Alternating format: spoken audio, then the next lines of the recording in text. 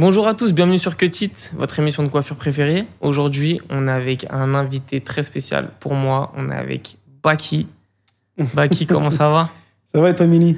Ça va super. Donc, Baki, un des premiers barbers stars en France que j'ai beaucoup suivi dans mes débuts. Donc, c'est un honneur pour moi de te recevoir ici sur Cut It. Pour ceux qui ne connaissent pas Baki, c'est le premier coiffeur des stars sur Paris. Il a voyagé à travers le monde pour le métier de la coiffure, pour coiffer des célébrités, pour coiffer dans des salons. Et tout au long de ce podcast, il va nous raconter un peu sa carrière, sa vie, ses expériences, ses anecdotes. Et on va en apprendre des belles. Ça, je vous le garantis. Baki, pour ceux qui ne te connaissent pas, on peut te présenter très rapidement. Ouais, déjà, merci de m'inviter chez Cut It. C'est un honneur, moi aussi, parce que j'aime beaucoup ce que tu fais.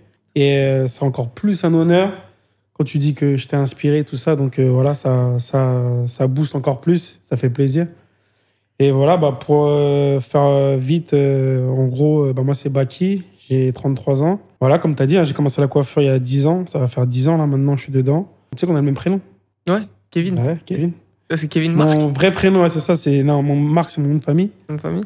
Mon vrai prénom, c'est ça, c'est Kevin. Et mon deuxième prénom, c'est Bakary, d'où Baki, tu vois.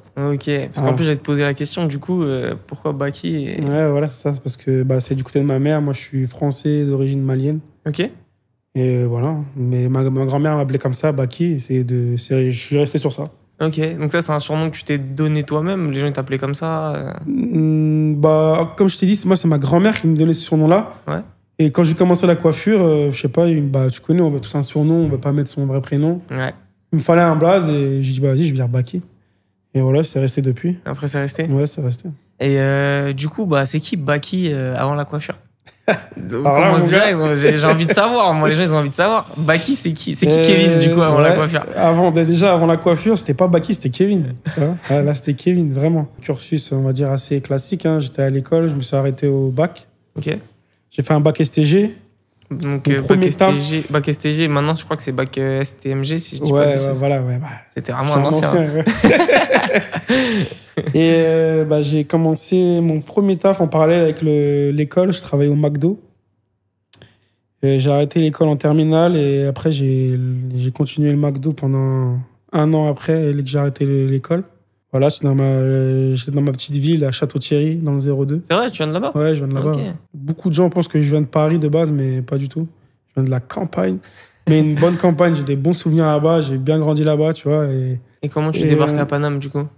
En fait, si tu veux, là-bas, quand t'es jeune, c'est bien, mais quand tu grandis un petit peu, quand tu commences à avoir 17, 18 ans, t'as envie de voir autre chose. Et comme on était à 1 heure de Paris en train, Paris, c'est la capitale, on va tous aller là-bas. Ouais.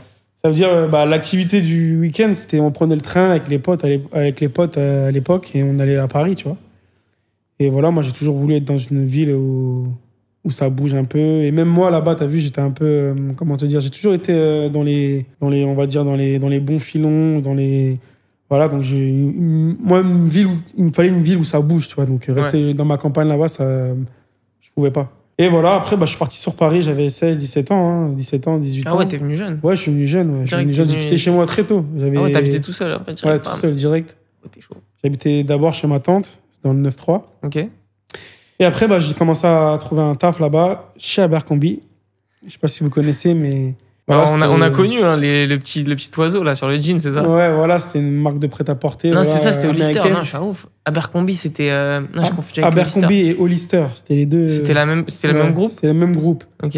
En fait, j'ai commencé chez Abercrombie, après j'ai fini chez Hollister. Abercrombie, pour ceux qui connaissent pas, voilà, c'était sur les Champs-Élysées. Moi, mon travail, j'étais en tant que modèle là-bas, dans la boutique. Ce qu'ils appelaient sur le floor en anglais, tu vois, parce que c'est une boutique américaine. Ok. Donc, ça parlait qu'en anglais. Les boss et tout, ils parlaient en anglais et tout, tu vois. En gros, t'étais pas vendeur, t'étais modèle. Ça s'appelait modèle, ouais. Modèle. Vendeur, modèle. Enfin, moi, mon taf, c'était modèle. Okay. Et en gros, ce que je devais faire, c'est, je devais accueillir les gens torse nu. Ah, t'étais torse nu, là? Ouais, je l'ai fait. Je devais accueillir les gens torse nu et je devais dire une phrase en anglais. Quand les clients ils venaient, je devais dire « Hey, what's up? Welcome to the pier ». Ça veut dire en mode bienvenue ici, tu vois.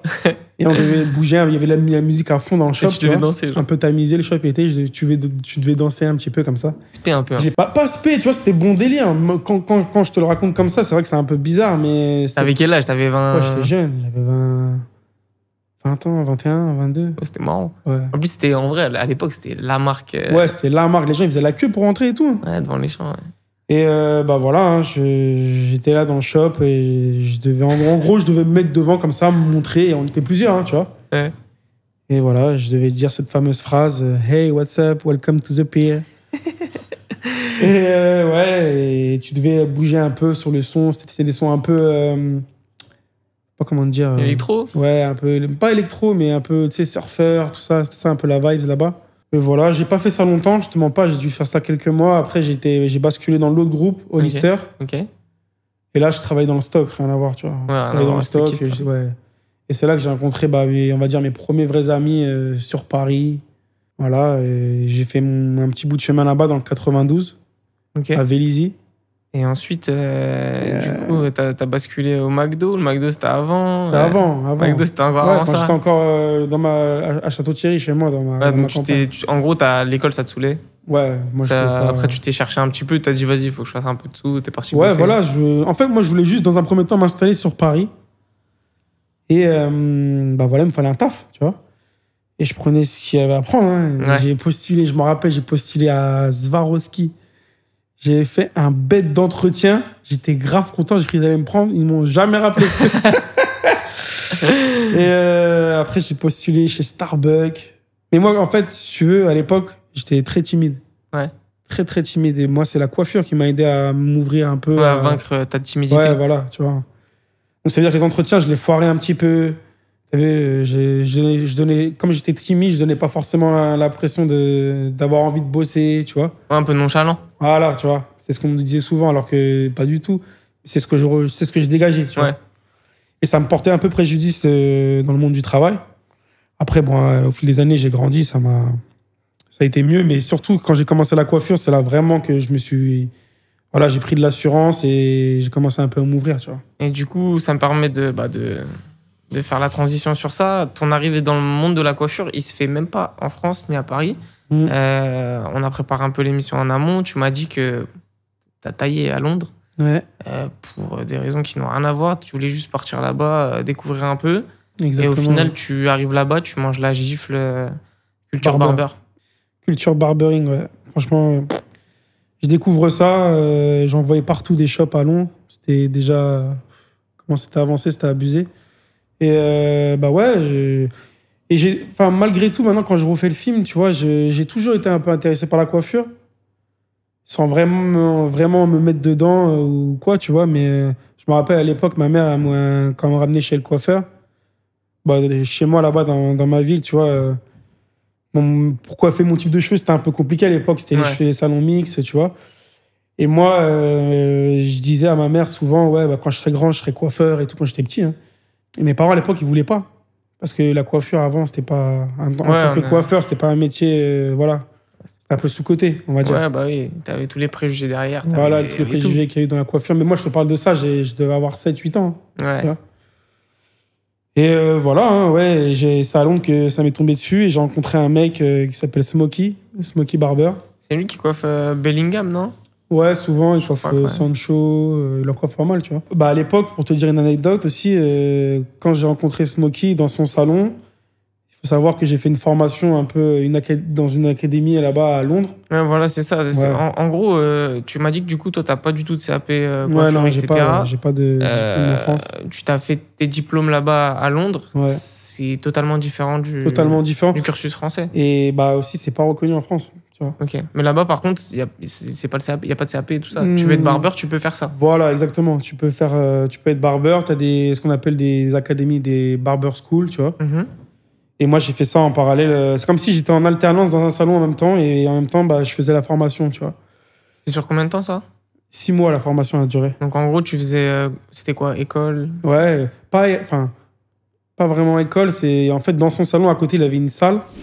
Ok. Et bah, c'était les cours de coiffure, tu vois, mais pour barbeur. vraiment barbeur, centré sur le barbering, tu vois. Et t'avais un système d'alternance avec cette formation-là. Voilà, exactement. Et en parallèle, j'étais dans son salon. C'est pas mal, hein. Ouais, c'était franchement... Comme système, c'est lourd. C'est très lourd. Et on parle de ça il y a... C'était quoi? Il y a 10 ans, 2014. Imagine comment ils sont en avance. C'est abusé. Mais je te mens pas, c'était pas aussi développé que maintenant. Oui, je me doute. C'était pour l'époque, c'était très bien. Ça t'apprenait, dans la formation, ça t'apprenait à faire les bases du fondu à blanc, les contours, comment travailler les designs, surtout les designs à Londres, ils sont très design. Ouais. Et pendant mes 6 mois de formation, je faisais ça en parallèle. J'étais dans le salon, beaucoup d'observations, classiques. Et voilà, après, j'ai commencé à coiffer, être sur poste au bout du 6e mois. Je me rappelle, j'avais pris en photo mon poste de travail, j'étais grave fier. Avec la petite photo avec la chemise rouge. La chemise rouge, là, ouais. Tu vois, fermée jusqu'ici, là. On vous met la photo juste ici. Et non, en vrai, c'est du coup bête d'expérience. Ouais, bête d'expérience. T'apprends la langue un petit peu aussi, j'imagine. C'est ça. C'était compliqué au début. Ah ouais, en fait, j'ai de la chance parce qu'il parlait un petit peu français. Ouais. Tu vois. Et c'est ça qui m'a beaucoup aidé. Mais sinon, ouais, sur le terrain, c'était anglais. Ouais, parce qu'il faut que tu apprennes tout le vocabulaire aussi de la coiffure. Exactement. Moi, c'est ça qui m'a aidé, vraiment.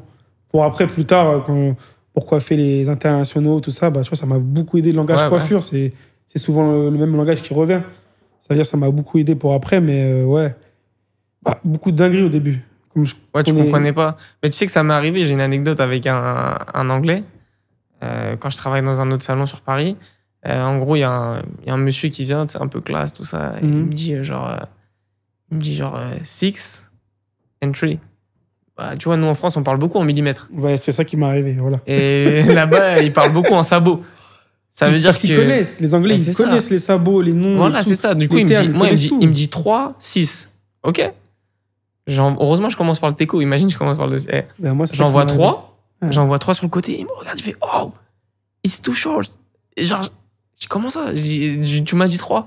Il me dit Comment ça, 3? Il regarde le sabot. Il dit Mais non, ça, c'est pas 3, ça, c'est 1. Je dis Ouais, mais c'est 3 mm. Il me dit Ouais, mais moi, je t'ai dit sabot 3.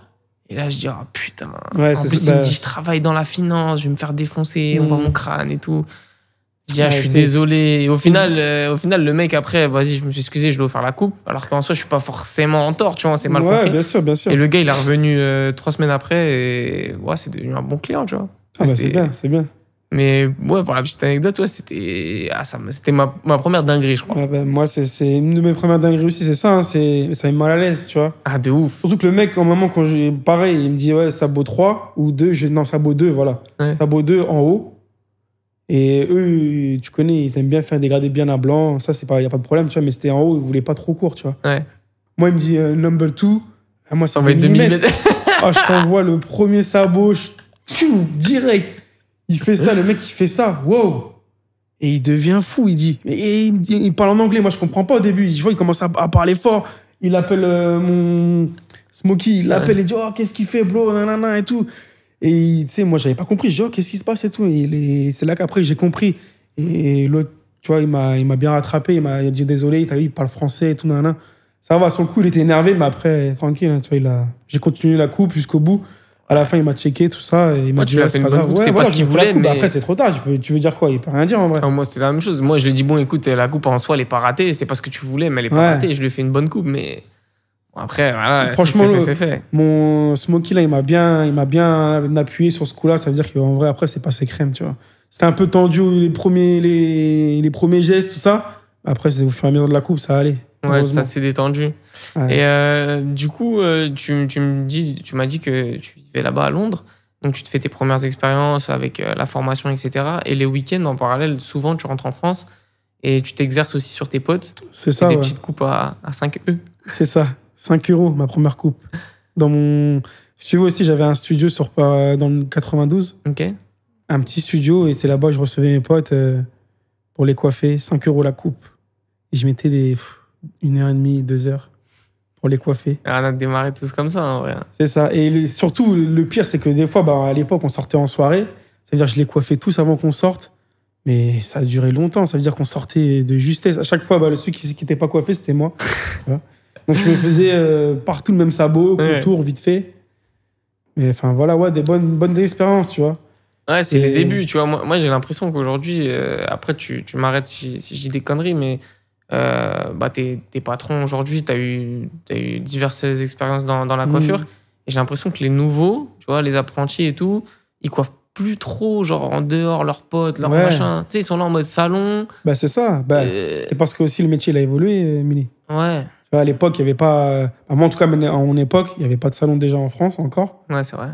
Les seuls salons, on va dire, afro, le style un peu qui nous rejoignait, nous, dans le barbering, c'était à Strasbourg-Saint-Denis, à Château-d'Eau, tout ça, tu vois. Ouais. Et voilà. Mais tu sais que je te l'ai même pas dit, mais j'ai même eu une expérience là-bas. J'ai coiffé un petit peu 2-3 mois là-bas, je crois, dans un salon. À Château-d'Eau, ça. Ouais, à Château-d'Eau, je me suis. Mais tu sais que pour moi, c'est la meilleure formation. Hein. Ouais, ça Parce débute. que moi, le premier salon que j'ai fait, c'était un salon, genre en mode. C'était la street, tu vois. Et bah, là-bas, en fait, c'est sans rendez-vous. Tu fais 20 têtes par jour. Ouais, que tu sois bon ou nul, les gens, ils passent avec toi. 10 €. 10 balles. Hop, ça dégage. Et il faut que tu ailles vite. Et C'est moi, ça. franchement, je le conseille à tout le monde. Hein. C'est vrai, Tous c'est ceux vrai, qui c'est veulent formateur, démarrer. hein, bien sûr. Mais moi, ça m'a formé. Et en plus, tu vois de tout. Cheveux afro, cheveux Exactement. caucasiens, tu vois des asiates, tu vois de tout. Des... Bah, Franchement, même à Londres, hein, t'as vu, à Londres, c'est beaucoup la communauté, et c'est afro, mais surtout dans les salons, moi, ce qui m'avait choqué un peu, c'est énormément de cheveux caucasiens. Ah ouais. Mais ils font des coupes afro, tu vois. Ok. Enfin, quand je te dis afro, c'est finition, contour, tout bien marqué, tout. On Tu fait vois. aujourd'hui, quoi. Voilà, tu vois. C'est pour ça que moi, j'étais super à l'aise sur les cheveux afro, mais je te sortais coupe dégradée sur cheveux caucasiens, normal, tu vois. Ça veut Ouais, dire que c'est pas- ça que, en fait, les gens, ils aimaient bien ça, en fait, aussi en France, tu vois. Donc, du coup, après, retour en France, Ouais. tu décides de retourner en France. Et quand tu retournes en France, il y a le 235 Barber Street qui est en travaux. Mhm. Donc, personne connaît, ni toi, ni personne d'autre. Ouais. Eux, ils captent le délire. Du coup, aux States, ils se disent on va faire ça en France. Ouais, voilà. Ils te font une petite proposition et toi, bah, tu t'envoies chier. Au début, ouais, je calcule pas. Ouais. Parce que c'était les débuts d'Instagram. 2014, Instagram commence à arriver. Et bah, comme je te disais, moi, je revenais souvent sur Paris. Et moi, je voyais, en fait, à Londres, je les voyais faire. Ils postaient énormément de photos de coiffure, de leur travail sur Instagram. Ouais. Donc, moi, je faisais la même chose, comme j'étais dans le cursus à Londres avec eux et tout. Et c'est de là que je les voyais. Et au salon, il y avait des footeux qui venaient. Je me rappelle, à l'époque, il y avait Sterling qui venait au salon. Ouais, et quand il le coiffait, il faisait des photos, il mettait sur Insta. Ça... Ouais, t'es déjà en avance. Hein, Ouais, j'étais en avance. Et ça buzzait de fou. Et c'est comme ça qu'il s'est ramené d'autres footeux, d'autres clients et tout. Et je dis, bah, moi, je vais faire la même chose. Sauf que moi, ma communauté, en fait, elle était en France. Quand j'étais encore à Londres, ma communauté, elle était en France. C'est pour ça que je revenais beaucoup en France pour coiffer mes potes, des gens que je connaissais même pas des fois. Et ouais, c'est de là que je pense que 235, ils m'ont approché.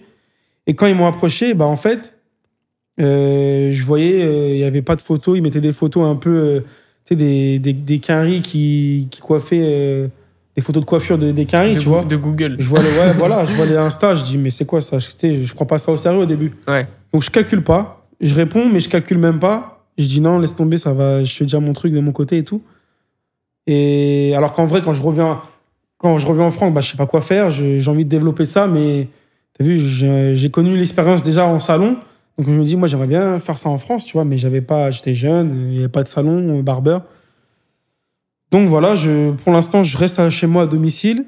Et comme je t'ai dit, j'ai eu cette première petite expérience. Allez, ça a duré 2 mois dans un salon à Château-d'Eau. Voilà, je coiffe un petit peu comme ça. Rien de bien sérieux. Et c'est là que je suis posé un jour chez moi avec mes amis et on me montre le salon. Ils me montrent une vidéo sur Instagram du 235. Et c'est là que je vois, mais je fais, attends, mais ce compte-là, ils m'ont déjà contacté. Et je vois la vidéo du salon, que quand il est terminé, c'était déjà ouvert, ça coiffait déjà un petit peu. Okay, Tiens, mais il est grave beau le salon. Bah, franchement, moi, je me souviens à l'époque, j'avais 16 ans, 16-17 ans, j'étais au lycée. Ouais. C'était la galère pour trouver un bon coiffeur. Et j'avais, 2-3 potes qui allaient au 235, mais c'était sur Paris, c'était dans le 19e. Dans le 19e, ouais. T'as vu, moi, j'étais à Créteil à l'école, ça. Enfin, il y a 2-3 potes qui allaient. C'était leurs darons qui les emmenaient, tout ça. Ouais. C'est tombé, ils revenaient avec des coupes de zinzin, des dégradés de fou, des dessins. On avait nos vieilles coupes. On voulait tous aller là-bas. Ouais, mais ça, carrément, je me souviens, ça se disait, ouais, faut y aller à quelle heure? Parce qu'il y avait la queue de ouf, tout ça. C'est que Mini, j'ai jamais vu ça. C'est incroyable.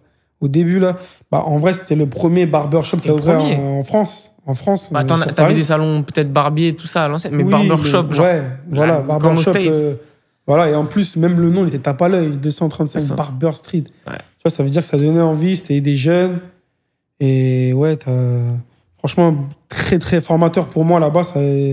J'ai des très bons souvenirs et je regrette vraiment pas, tu vois. Ouais, donc toi, t'arrives là-bas, tu vois que le niveau, il est pas non plus extraordinaire. Exactement. Toi, tu viens de Londres, t'es au-dessus. Voilà. Mon pote, maintenant que c'est devenu un pote à moi, vraiment un des patrons à l'époque de 135, qui s'appelle Baba, tu vois. Ouais.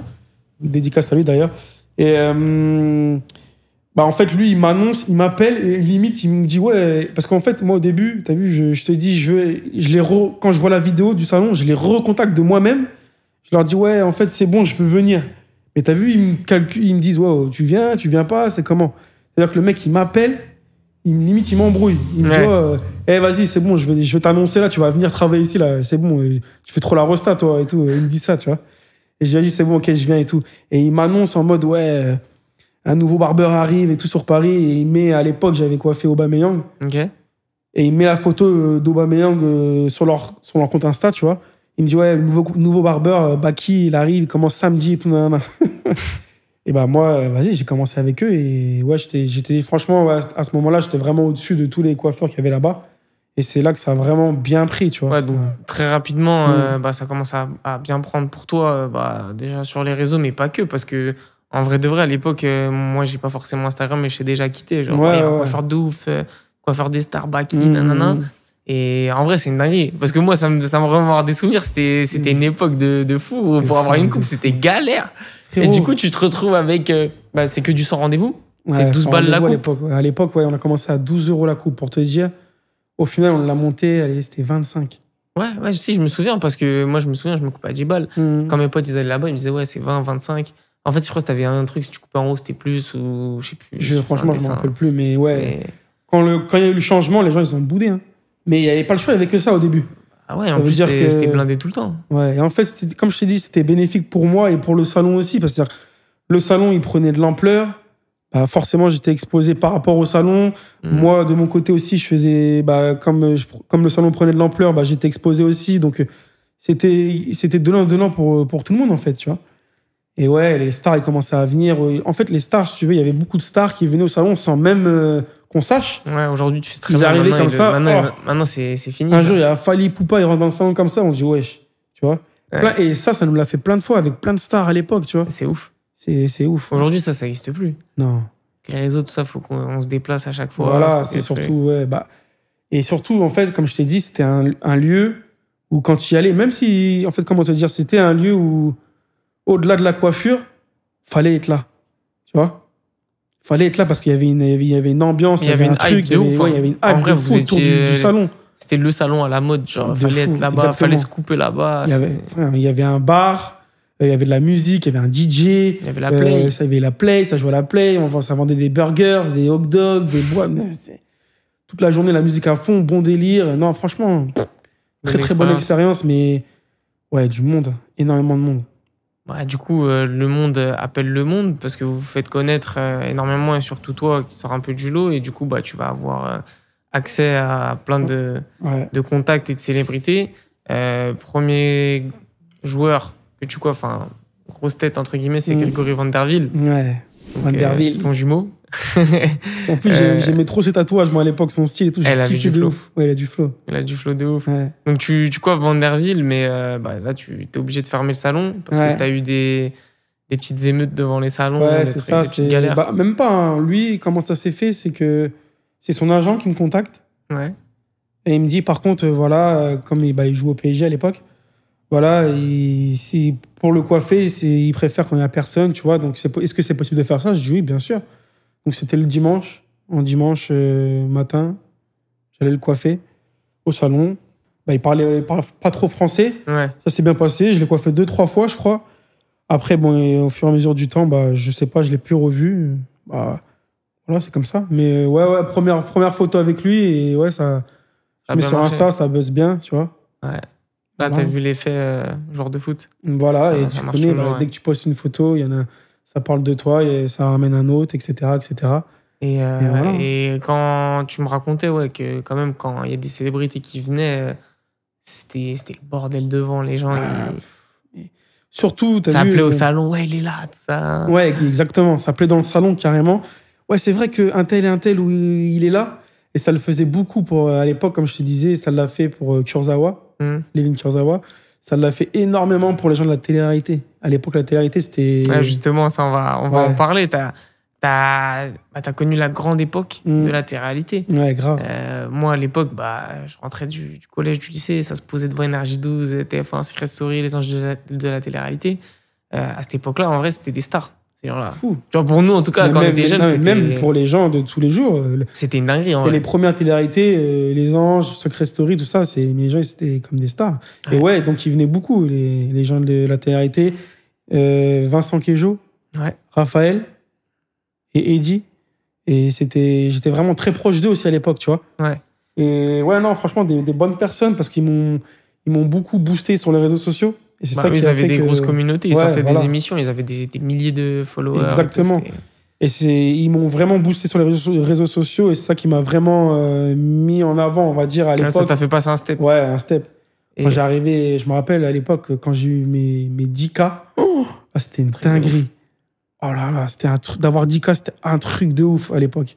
Ils font plaisir les 10K. Ouais, ils faisaient plaisir. Hein. Et voilà, ils m'ont mis de la lumière. T'as vu, je traînais beaucoup avec eux, au-delà de la coiffure et tout. Quand ils venaient au salon et tout, ils jouaient vraiment le jeu. Parce qu'après, c'était des gens de ta génération aussi. Ouais, c'est ça aussi. Voilà, on avait un peu le même âge, un peu le même délire et tout. Donc ouais, t'as commencé à traîner pas mal avec eux jusqu'à ce qu'on te contacte pour faire de la télé-réalité. De fou, exactement. Donc t'as des petites anecdotes de fou. Ça, ouais, j'ai fait dans les interviews, je l'ai jamais vraiment dit, mais ouais, on me contacte pour Les Anges et Secret Story. Ouais. En vrai, Baki aurait pu être, dans Les Anges ou dans Secret Story. Et du coup, ouais, tu vas jusqu'à passer un casting. Ouais. Comment ça se passe du coup, un casting pour... Franchement, quand on me contacte, moi, grave content à l'époque. Je suis jeune, hein, t'as vu, je te dis ça, j'ai 24, 25 ans. Ouais, en plus, à l'époque, en vrai de vrai, c'était pas aussi mal vu que maintenant. Ouais. En vrai, c'est une dinguerie de la télé-réalité. Ouais, de fou, c'était... Ouah. En vrai, c'était un moyen de s'en sortir aussi. Hein. Mais de fou, exactement. Mais je savais pas vraiment ce que je devais faire dedans. Comme moi, mon but, c'était de continuer dans la coiffure, tu vois. Voilà. Et je me suis dit que si je rentre dans ça, je vais peut-être un peu me perdre. J'aurais peut-être... Disperser. Voilà. Et j'aurais plus l'étiquette coiffeur, j'aurais l'étiquette de mec de télé-réalité. Donc moi, c'était pas la voie que je voulais prendre. Je voulais vraiment être dans la coiffure. Mais je me disais que peut-être que grâce à ça, ça va peut-être m'ouvrir des portes dans la coiffure. Mais au final, après, j'ai bien réfléchi. Je me suis dit, non, je vais pas le faire. Ouais, donc, mais c'est pour ça que j'ai été jusqu'au bout. On m'a appelé pour un casting pour Secret Story. Pour Les Anges, j'ai pas été. Mais parce que je savais pas, en fait. On me donne un rendez-vous, en fait. Pour moi, c'est comme un entretien, un peu, tu vois. Je me dis, je vais voir ce qu'il me dit, ça me coûte rien. J'arrive pour le casting de Secret Story et je vois, en fait, il y a plein de caméras comme ça devant toi. Ouais. Et tu dois... en gros, tu dois te décrire, parler de toi, mais derrière la caméra, mais faut que pas que tu joues un rôle, mais faut que tu sois un peu atypique, un personnage un peu atypique. Et moi, à l'époque, je suis un peu timide, un peu réservé. Et ça, je sais pas le faire. Ça veut dire que... j'arrive là-bas, au pied du mur, on me dit, ouais, tu dois faire ça, ça, ça. Je vois plein de caméras, des grosses lumières, des grosses caméras devant moi. Ouais, casting en mode... allez, vas-y. On te lâche dans la fosse au lion, et vas-y.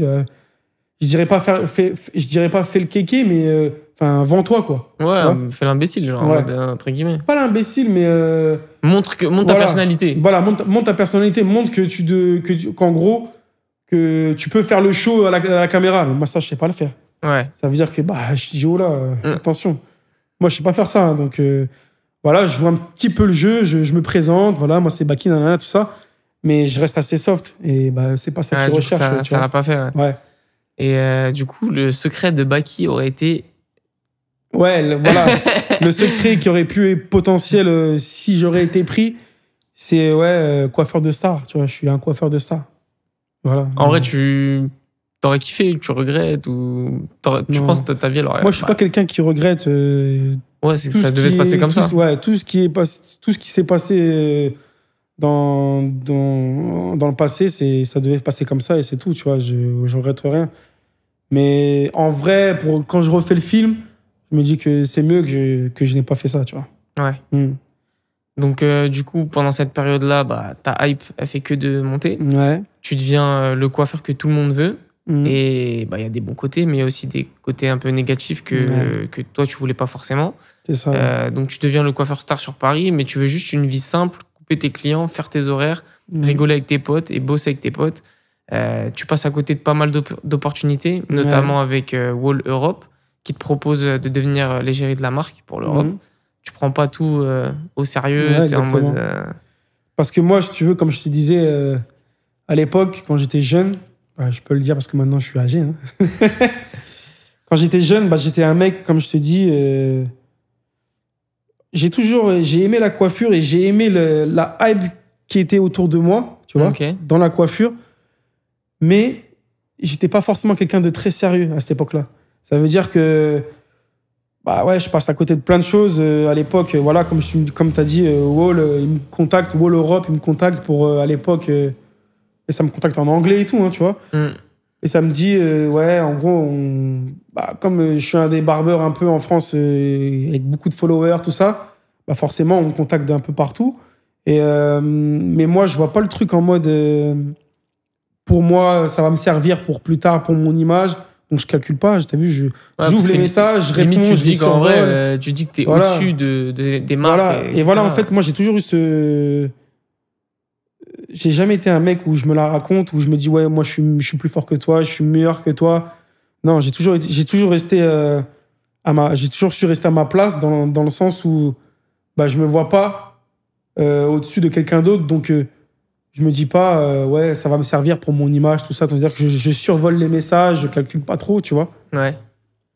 Et ouais, comme tu as dit, malgré qu'il y a eu l'engouement autour de la coiffure, autour de Baki Barber à l'époque, j'ai aimé ça, je vais pas te mentir. Hein, ouais, ça a des avantages. On aime tout ça. Après, voilà. Moi, c'est ce que j'explique aux gens. Tu vois, quand les gens, des fois, bah, ça peut m'arriver qu'on me demande des photos, des trucs comme ça. En vrai, ça fait grave plaisir. C'est fou. Mais quand les gens, ils viennent, des fois, un peu. Ouais, bah, en fait, ça dépend. Si c'est un coiffeur, il vient, il kiffe ce que tu fais et tout, ça fait vraiment plaisir. Mais ouais, t'es une star. Non. Ouais, mais moi, c'est justement ça. C'est même pas forcément on coiffe des stars, mais nous, on est coiffeurs.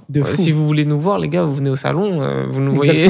On n'a pas d'agent de sécu, on a une vie normale. Et bah, surtout à l'époque, partout où j'allais, sans mentir, même quand je prenais le RER et tout, dans le train, ça venait me voir au culot. C'est toi, Baki et tout. C'est lourd ce que tu fais, j'aime trop.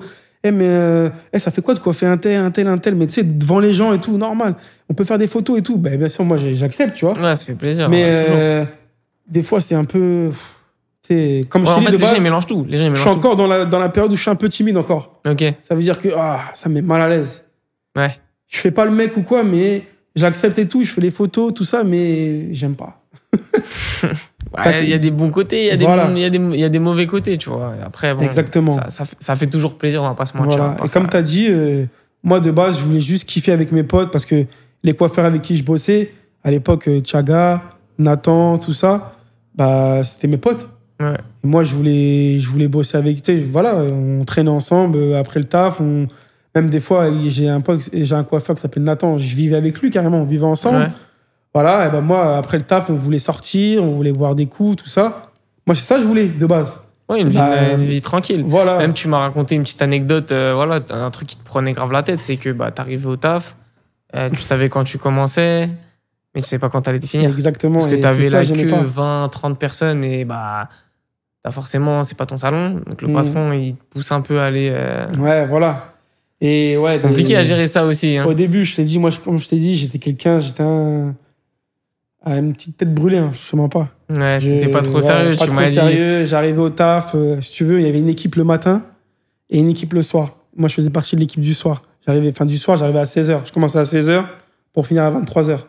Et le roulement, tu vois, on était 10 coiffeurs. Une équipe de 5 coiffeurs le matin et 5 coiffeurs l'après-midi. Moi, je faisais partie de l'après-midi.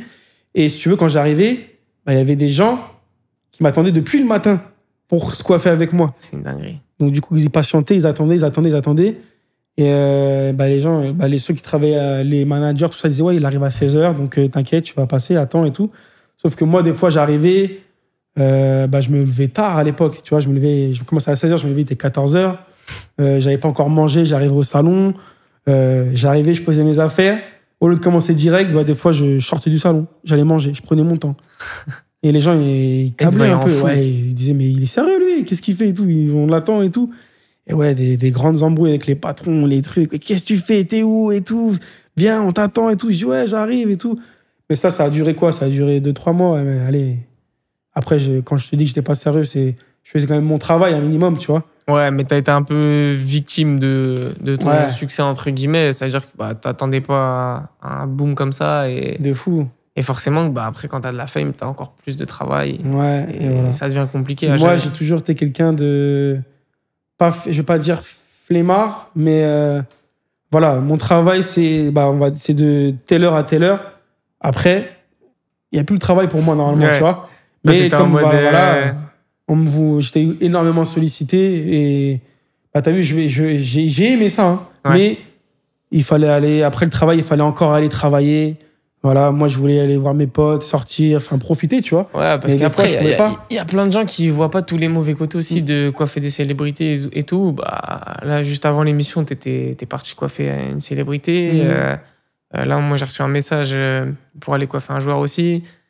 Il y a des choix à faire. Voilà, Tu vois, c'est on a ça, en failli fait. annuler l'émission parce que bah, t'allais être occupé, Ouais, j'allais voilà, tu potentiellement vois. être Mais occupé. voilà. Et le problème, c'est que bah, là, j'ai dit non à la personne. Cette personne-là, elle va appeler un autre coiffeur. Donc, tu perds des opportunités C'est aussi. ça. Et après, t'as pas de vie, en fait. Tu travailles C'est ça. déjà de 10h à 19 ou 20h. Et après, bah, le soir, Bah, tu vas devoir aller coiffer des moi, célébrités. bah, c'est ça un peu qui m'a. T'as saoulé. Ouais, mais au début, j'arrivais pas à dire non, mais après, à un moment, quand j'ai commencé à saturer, parce que justement, moi, cette période-là, bah, elle m'a beaucoup remis en question. Je me suis dit, wow, vas-y, c'est pas ça que je veux faire, en fait, moi. Ouais. Donc, plusieurs fois, je me suis remis en question. Je voulais vraiment arrêter la coiffure à certains moments, tu vois. Ouais, c'est ça. T'as une petite période de doute où tu t'es dit, vas-y, en vrai, j'en ai marre. Ouais. Parce que c'est vrai qu'en fait, bah, à un moment donné, Au niveau coiffer, de c'est une passion. voilà, mais quand tu au fais ni- tout le temps voilà, ça. au niveau de la surcharge de travail, c'est ça, en fait, qui m'a fait douter. Ouais. Pas le côté. Ouais, mais c'est comme tout. Ouais. Il y a ton plat préféré. Bah, Tu voilà. le manges tous les jours. À un moment donné, tu satures. C'est T'en as ça. marre. Voilà, moi, je voulais. En fait, si tu veux, moi, je suis un mec. Quand c'est le taf, il n'y a pas de problème. Mais quand c'est plus le taf, me parle pas de taf. Tu vois? Ouais. Et je fais ma vie personnelle aussi, tu vois? Ouais, bien sûr. En fait, plus le temps passe, les années, elles passent, la fame, elle monte aussi. Mais je prends de l'âge aussi. Ça veut dire que bah, j'ai envie de me construire, moi aussi. Mais avec tout ça, bah, des fois, j'ai pas le temps. Tu sais comment ça se passe. Ouais, c'est dur. On t'appelle souvent en dernière minute. Bah, tu dois laisser tous tes plans, tout en plan ce que tu es en train de faire. Combien de fois je me suis retrouvé, je sais pas, je devais aller en repas de famille, même repas de famille, tu vois, repas de famille où je devais aller voir mes gars, tout ça. Au final, bah, tout tombe à l'eau. Même quand je suis sur place, bah, les gars, je dois bouger, je dois partir parce que je dois aller coiffer un tel ou un tel. Ouais, C'est bien. Ça hein, m'est déjà arrivé. Non, c'est bien, mais tu vois, par exemple, moi, j'ai une anecdote, ça m'est arrivé l'année dernière. Je pars avec mes potes à Center Park. Tu vois, je prends pas souvent des jours de repos, des week-ends, des trucs là. Je dis, vas-y, tu sais quoi, je vais partir 2 jours avec mes potes. Je pars à Center Park et on arrive là-bas, petite piscine le matin, tranquille. Bah ouais. Je récupère mon bigot au vestiaire. On va au McDo, tac, on mange. Et je reçois un message sur WhatsApp de William Carvalho. Donc, champion d'Europe, tu vois. Moi, je suis portugais. Je me dis, c'est une dinguerie, tu vois, incroyable. Ouais. Et je dis à mes gars, je dois rentrer à Paname. Hein. Ils me disent, mais t'es sérieux là? On est en week-end et tout. Tu sais que moi, il y a plein de gens qui m'ont boudé pour ça. Hein. Après, moi, par contre, mes potes, ils m'ont toujours encouragé. C'est-à-dire qu'ils m'ont dit, bah vas-y. Tu vois. Moi Ils m'ont aussi. dit, vas-y, fonce, Et tu ouais, vois. bah, surtout, mes potes, moi, au début, quand j'ai commencé à coiffer les célébrités, les footballeurs, tout ça, ils m'accompagnaient, parce que moi, j'avais pas le permis, tout ça. Ils m'accompagnaient. Donc, je l'ai ramené avec moi. Et ils m'ont beaucoup poussé, franchement, ils m'ont beaucoup poussé C'est à... important, l'entourage. Ouais, hein, l'entourage, c'est important. Moi, à ce niveau-là, j'ai toujours été soutenu. ouais, comme bien il faut, entouré un peu quand même. Plein de fois, comme je t'ai dit, je voulais raccrocher les crampons, comme on dit. Et ils m'ont tous dit, mais non, mais qu'est-ce que tu fais? Regarde, ça t'amène ça, regarde. Et... Toi, tu te mets dans la catégorie charbonneur ou talentueux? Oh, C'est une bonne question, ça. un peu des deux. Un peu des deux. Parce que malgré que j'en avais marre, je faisais quand même les choses. En fait, c'est fatigant la coiffure, tu sais très bien. C'est T'es très là, dur. tu coiffes toute la journée. C'est usant, On même, t'attend. même t'as des psychologiquement. clients, Hein. voilà. Parce que tu lui racontes, là, c'est l'Euro, tu vois, en ce moment. Le match de la France, je l'ai raconté peut-être 30 fois en 2 jours, tu vois. Ouais. ça me saoule. Mais t'es obligé de. C'est comme ça. C'est ça, tu dois développer. En fait, t'as un cursus qui est un peu. Pas bizarre, mais c'est deux mondes différents. Il faut que tu sois, entre guillemets, le coiffeur. Voilà, avec ses clients de tous les jours. Tu parles avec tout le monde. Tu parles avec tout le monde, avec tes clients, tout ça. Mais après, il faut que tu aies la casquette. Ok, faut que je parte là, il faut que je parte en Espagne, il faut que je parte en Italie, il faut que je parte là. Tu gères tout ça, parce qu'on n'a pas d'agent, on n'a pas de... J'ai pas d'agent, j'ai rien, moi. C'est dur. Tout seul.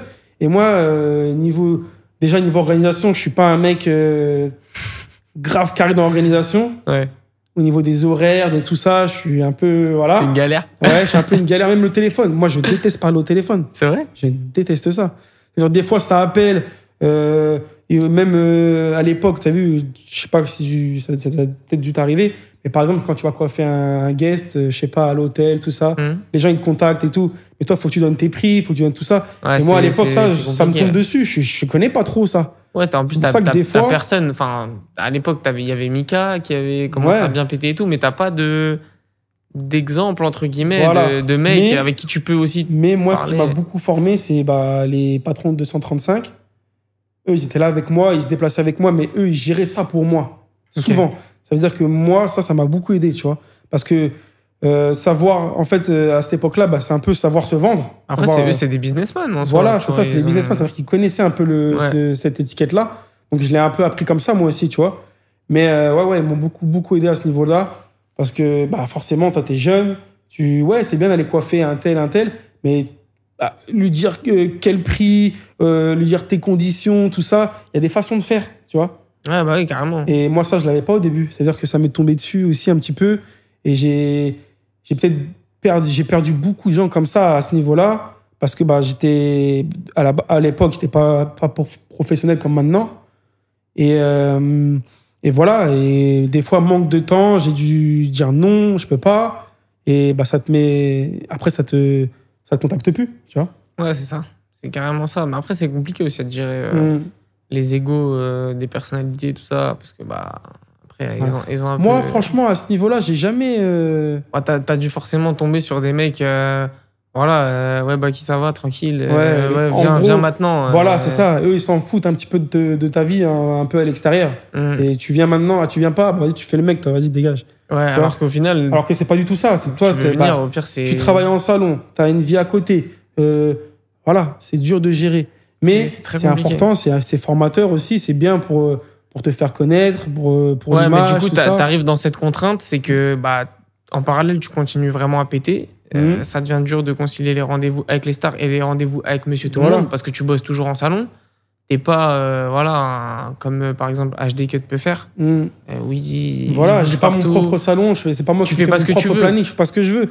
Mais et ça m'a un peu pendant un moment porté défaut dans le sens où lui, vas-y, il s'occupe que des rostas. Nous, les clients comme ça, ils s'en foutent. Ouais, il fait la star. Il fait la star, tu vois. Surtout que toi, t'es au salon, on te contacte, vas-y, viens maintenant. Voilà. Désolé, il faut laisser les gens, il faut faut faire des choix. Donc après, tu te fais une mauvaise réputation au final. Voilà. Et pendant un moment, j'ai eu un petit peu cette mauvaise réputation avec les clients.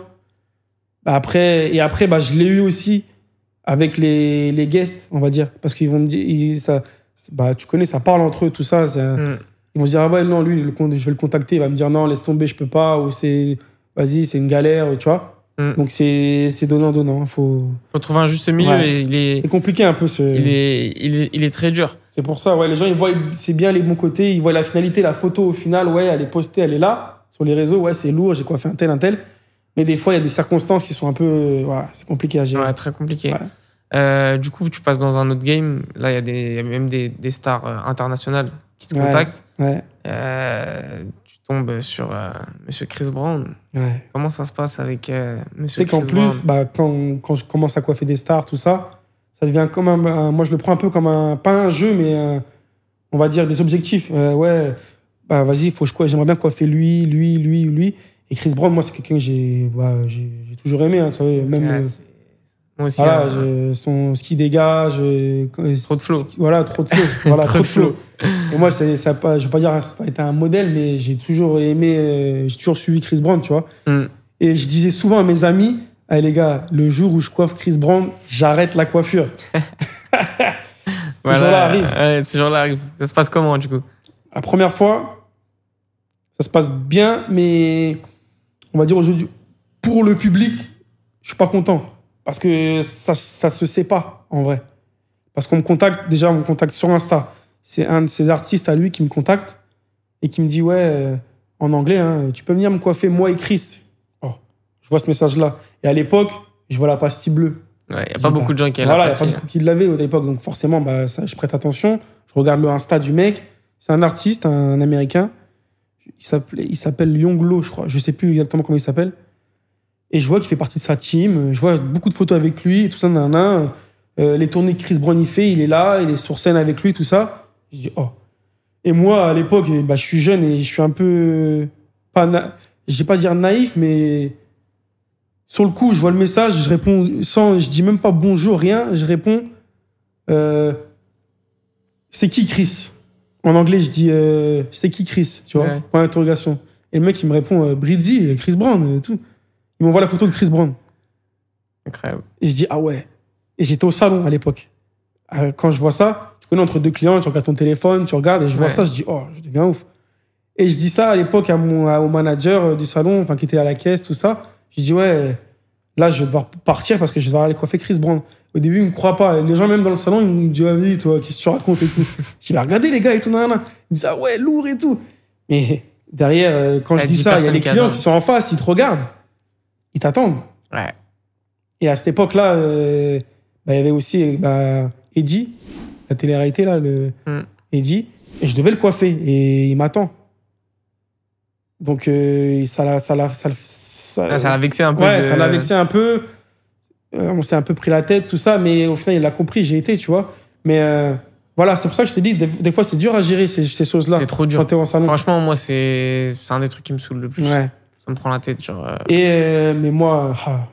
il y aurait pu avoir n'importe qui, je serais parti quand même. Ah, c'est Chris Brown, là, c'est pas... Et moi, en fait, quand il me dit ça, moi, dans ma tête, je me vois déjà à la fin avec ma photo avec lui, tac, je dis, ah ouais, c'est lourd. Ouais, parce que du coup, Chris Brown t'appelle, tu vas à son hôtel. Je vais à l'hôtel, ouais, c'était à Opéra à l'époque. C'était pendant la Fashion Week à Paris. Ok. J'arrive là-bas, je vais avec un pote à moi, il me dépose et tout. On y va en scooter à l'époque, je me rappelle. J'arrive dans le lobby de l'hôtel, je dis, ouais, je suis là. Il me dit, ok, j'arrive. L'artiste, il descend. Enfin, non, c'est même pas, c'est un assistant qui descend. Il me dit, par contre, il descend avec un mec de la Sécu. Il me dit, par contre, bah, ton pote, il reste là, il t'attend là. Et donne-moi ton téléphone. Tu vois, genre, pas de photos, rien. Et, tout. Et quand il me dit ça, t'es dégoûté. Je suis deg. Parce que je me dis, ouais, je vais pas avoir de photos. Personne va te croire. Voilà. Mais moi, c'est dans le sens... Tu vas pas pouvoir communiquer dessus. Pour moi, c'est bien d'aller le coiffer, mais c'est surtout pour mon... Moi, je veux une photo pour mon travail. Bah, voilà, c'est pour mon travail. Ouais, clairement. Ouais. Voilà, c'est pour du contenu, pour les réseaux sociaux, mon travail, tout ça. C'est pour mon travail uniquement. C'est pas pour faire le fan ou quoi, tu vois. C'est pour mon taf. Et je dis, purée, il n'y a pas de photo. Vas-y, bah, ok. Hein. J'y vais, je rentre dans la chambre d'hôtel. Et bah, bon gars, il n'y a rien à dire, tu vois.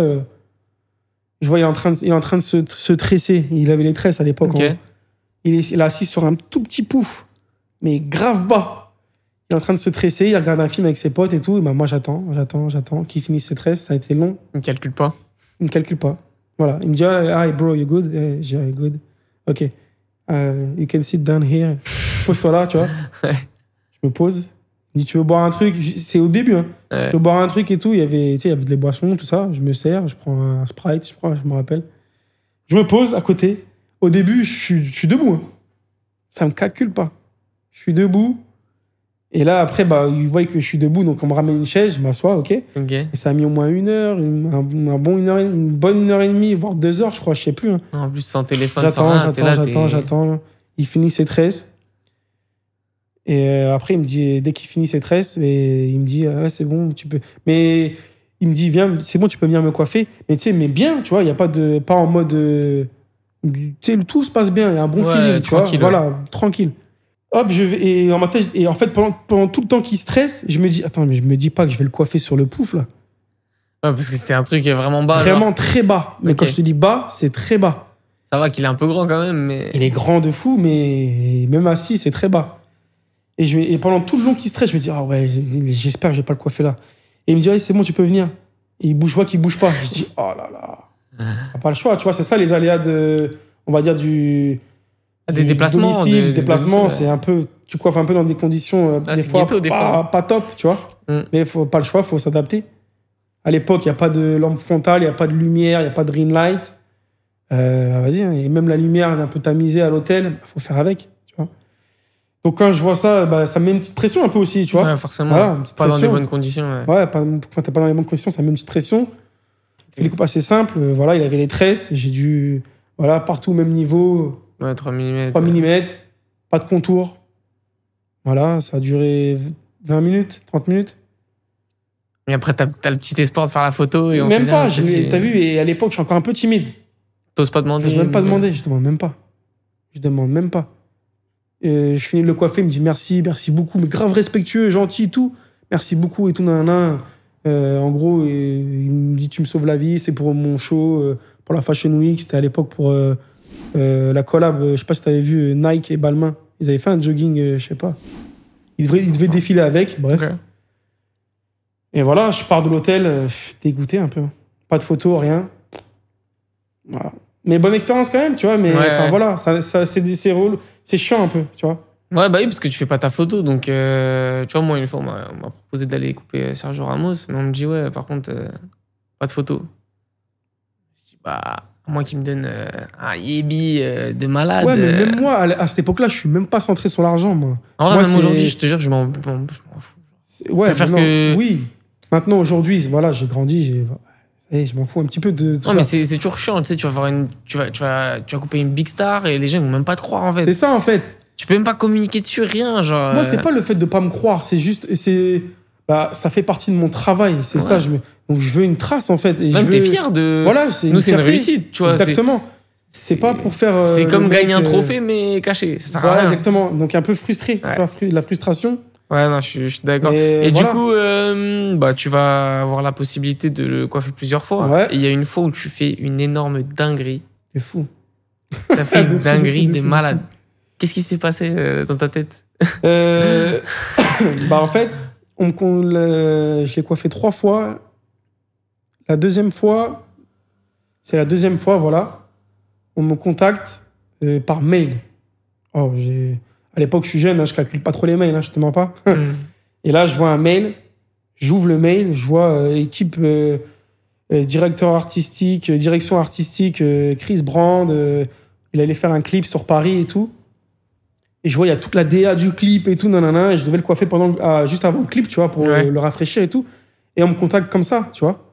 Et moi, il y a un numéro, je dois rappeler, et je rappelle tout ça, tac. Je dis, ouais, lourd et tout, j'y vais. Sauf qu'entre-temps, ça s'est pas fait parce que il a eu des histoires, je sais pas moi, avec la justice. Ouais, la justice, tout ça, il finit en garde à vue, je sais pas quoi, tout ça. Oh, donc annulé. Donc j'attends, on me contacte, on me dit c'est annulé, on te recontacte. Je dis OK. On me recontacte, sauf que je le coiffe pas sur le tournage, pendant le clip, parce qu'il devait faire un clip sur Paris, comme je t'ai dit. Hein. Je le coiffe pas pendant le clip. On me dit de venir à l'hôtel pour le coiffer et tout. Donc j'y vais, tout bien. Mais cette fois, je lui dis, t'as vu, j'avais déjà, c'était 2 ans après, je crois. J'avais déjà bien mûri, je sais donner mes conditions, tout ça. Et je dis, OK, pas de problème, je viens, mais j'aimerais bien me faire une photo avec lui et tout. Il me dit, OK, pas de problème. Hop, j'y vais. Je le coiffe, tout ça. Et si tu veux, à l'époque, il devait faire des tresses, mais il ne les avait pas faites. C'est-à-dire qu'il avait là la touffe, il avait une teinture violet, mais mal, tu sais, qui partait déjà. Ouais. Donc, je lui dis, on peut faire une photo et tout. Il me dit, ouais, mais regarde, là, je suis pas bien. Tu vois. Et pareil, t'as vu, 3 mm sur les côtés, et grave les cheveux longs en haut, mais en foutoir, en pétard. Avec une couleur qui est partie depuis des jours. Vas-y. Ouais. Il me dit, regarde, là, ma tête, elle est pas bien et tout. Je vais mettre ma casquette et tout. Et je vais mettre ma casquette. Et au moment où il me dit ça, t'as vu, on est dans le feu de l'action. J'enlève la cape, tac, je lui rafraîchis, j'enlève les cheveux, tout ça. Et au moment où je lui dis, ouais, on peut faire une photo, il me dit, ouais, mais t'as vu mes cheveux, nanana. Et il se lève, il met sa casquette. Il me dit, viens, on fait une photo. Il me prend comme ça, il me dit, viens, on fait une photo et tout normal. Voilà, la photo que j'ai avec lui, j'ai 2-3 photos avec lui comme ça. Ouais. Je check et tout, je suis là comme ça, tac. Voilà, c'est pas la photo que j'espérais, mais moi, j'ai eu ma... T'as eu ta photo quand même. Voilà, j'ai ma photo. Et quand je l'ai postée sur les réseaux, elle a beaucoup buzzé, tu vois. Et tous ces comptes fans, ils ont reposté tout ça. Ça m'a donné beaucoup de beaucoup de visibilité. Et c'est grâce à ça aussi que j'ai coiffé d'autres qu'Henry. Dont notamment The Game aussi. Hein. Ouais, The Game aussi, je sais pas si c'est grâce à ça, mais en tout cas... ça a dû te donner une visibilité. Peut-être, sûrement. Mais avant de revenir à The Game, du coup... Voilà, c'est là que j'en viens. À la fin de ce rendez-vous, tu fais une petite connerie. Après ça, voilà, je poste la photo, tout ça, et moi, je veux continuer à... Je sais pas ce qui m'a pris, je poste une story, une photo du script du clip, où je vois, il y a mon prénom, Baki, Barber... tu sais, pour le intervenant pour le clip, en tant que barbeur pour le clip, il y a le script du clip en fait, d'un son qui est pas encore sorti. Et moi je mets ça en story, mais moi je calcule même pas, ça c'est écrit en anglais à l'époque, je calcule pas trop. Voilà, je vois juste, c'est juste parce qu'il y avait écrit Baki, moi tu vois, Chris Brown clip, tac, il y a une bonne photo, une bonne DA, tout ça, je mets ça en story. Et ces comptes fans ils reprennent. Et au moment, après, je reçois des messages, on m'appelle. Ouais, qu'est-ce que tu fais? Tu postes quelque chose qui est pas encore sorti. On devrait t'attaquer en justice pour ça. Ça m'appelle de tous les... des numéros carrés qui m'appellent et tout, des agences qui s'occupent de lui, tu vois. Ouais, t'as dû avoir tellement peur. J'ai eu peur, mais j'ai dit, je suis désolé, I'm sorry. Et j'efface la story, tu vois, mais elle a déjà été capturée et postée par les comptes fans. Bon, après, il n'y a pas eu de suite, il n'y a pas eu de... Voilà. Ouais, mais moi, c'est une petite boulette. Voilà, une petite boulette. Une petite erreur de débutant, on va dire. Mais tu vois, pour te dire que même moi aussi, je suis dans le truc, j'apprends, tu vois, j'apprends de mes erreurs, en fait. Et voilà, au final, il n'y a plus eu de suite. Et ils m'ont dit, ouais, c'est un manque de professionnalisme, tout ça, nanana. Je dis, mais qu'est-ce que j'ai fait? Qu'est-ce qui m'a pris? Pourquoi j'ai fait ça? Pourquoi j'ai fait ça, en fait? Voilà, après, on apprend de ses erreurs, tu vois. C'est ça. Et au final, il s'avère qu'une troisième fois, il m'a rappelé. Bon, il t'en voulait pas. Voilà, il m'en veut pas. Maintenant, c'est différent. Maintenant, je sais qu'il a son propre barbeur au State qui le suit partout dans ses tournées. Donc, voilà, il m'appelle même plus, mais c'est pas grave. Ouais, moi, tu l'as fait, mon expérience. Ouais, voilà. Tu l'as fait. T'es un des rares à l'avoir fait en France, tu vois. Donc, c'est un beau trophée. C'est un beau trophée, ouais. Et du coup, je suis content. Ouais. Du coup, par la suite, t'as eu The Game aussi, qui est une légende du rap. C'est incroyable, The Game. The Game, ouais. Mais moi, ce qui m'a fait rire quand on a préparé l'émission, c'est la petite anecdote du sac à dos. Ouais. Tu pars coiffer The Game et on me contacte. Pour The Game, la première fois, on me contacte pas moi personnellement. Ouais. On contacte le salon. Okay. Mais on me demande moi, tu vois. Okay. Donc, et c'est souvent des choses comme ça qui arrivent au salon, tu vois. Okay. Et voilà, au moment où je dois me préparer pour y aller et tout, j'y vais avec le patron de 235 parce que si tu veux, c'est devenu un bon pote à moi, tu vois. On faisait beaucoup de choses ensemble. Et souvent, quand il y avait des choses comme ça, il venait avec moi, tu vois, il m'accompagnait. Et voilà, au moment où on doit partir, j'avais rangé mes affaires dans un sac à dos à l'époque et tout. Et au moment où on doit partir, je dis, mais attends, mais il est où mon sac? Pourtant, on était resté dans le 19e, à côté du salon, on n'avait pas trop bougé, tu vois. Ouais, tu l'as posé par terre. Je l'ai posé quelque part, je crois, et on me l'a pris, tu vois. Et en fait, je dis, j'ai pas mes affaires. Et à l'époque, j'ai pas beaucoup de moyens. Voilà, je suis coiffeur, hein, comme tout le monde. Sur le coup, les coiffeurs qui coiffent au salon, ils ont besoin de leur matos. Ouais. Et j'avais pas d'autres matos. J'avais mon matos, j'avais tout mis dedans. J'avais plus rien. Ça veut dire qu'on a dû annuler. T'imagines, t'as reporté, en fait. On a dû reporter, j'ai dû aller racheter du matos. Tu dis à The Game, désolé frérot, on m'a volé mon sac, je peux pas venir te couper. Franchement, ça, cette partie-là, c'est pas moi qui l'ai gérée. Je sais pas, c'est eux qui l'ont géré en interne. Mais il t'a attendu, du coup. Bah ouais. Et tu l'as coupé le lendemain Au final, je suis retourné le lendemain matin, très tôt. Et le concert, parce qu'il faisait un concert le soir même. Et il a attendu, en fait. Et j'ai eu de la chance de fou. Il m'a attendu. Et je suis retourné le lendemain, voilà, j'ai repris du matos, tout ça, et je suis retourné. Mais très bonne personne, grave, grand, imposant, balèze. Ah ben... Oh là là. Mais on dirait pas qu'il est si... Il a du charisme, hein, je te mens pas, ouais. Ah ouais? Ouais, mort. Et on dirait pas qu'il est si grand que ça. Non, je te jure, il est très grand.